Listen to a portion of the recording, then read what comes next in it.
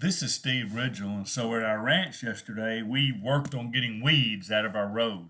Now, ranch roads are a little different than other roads. I'm not talking about the roads back into the pasture along the fence line. I'm talking about the our main road that comes off the county road back to our barn dominium. It's about a quarter of a mile, and it's pretty, and my wife designed it well. And so we have it's not caliche because that is so dusty in West Texas, but it is a crushed rock product that, my son-in-law's son, Chisholm Cope, found it. And so it's really, boy, he is really good at stuff, and he has a construction and a hauling company. My son-in-law has a hauling company. His son has a construction company, and they just really do good work about stuff. But he laid the road, and then we made a parking area out of the same material. And so you've got this road coming in, you've got a parking area. We rocked our front yard, and let me tell you why we had to do all that. Because in West Texas, if you don't have really good grass, which would be the front yard, but not the road coming in, you're going to be dusty and dirty all the time. You can't just drive on a dirt road in, or you'd have to wash your vehicle every day because we're in West Texas. And then when it does rain, it rains a lot. And so you can't get in and out if all you have is a dirt road. And in the winter, we have really mild, we're West Texas, mild winters, 25 out of 30 days. In fact, out of the 60 or so days of winter, it'll be mild and nice, 45 of them. And 15 of them will be freezing cold and icy and snowy and you can't get out. And so you have to have a road.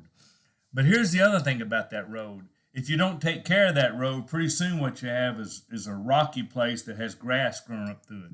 And so always having to spray weeds and pull weeds. And boy, in our front yard, we're always spraying weeds, pulling weeds. It's just a lot of work to keep it up. And when we were doing that yesterday, I kept thinking about, you know what I'm coming to, the spiritual application. Life's hard. And if you don't have a good road to follow, you'll get lost in life. You'll get dirty in life. You will get lost in life. You won't be able to get down the journey of life if you don't have a good road.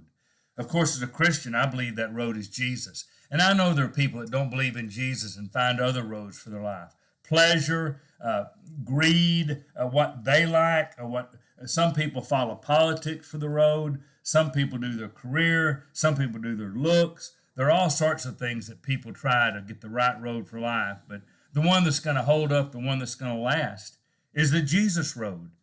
We do a Bible class at Hillcrest for Church of Christ in Abilene, where I'm on staff, called the Jesus Journey class. It's really kind of more of a movement in our church now, a Jesus Journey movement, having people find the Jesus road and get on their journey following that. But here's the thing about being on the Jesus road.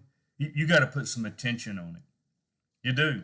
Because Satan will put those little weeds up all over your road. And if you don't tend to your road, tend to your journey, you'll find yourself overgrown and in some ways worse than if you'd never had a road there. Can't find the road, lost the road, wandered off the road, got stuck off the road. And so in my life, I have to spend a little time weeding the garden of my life.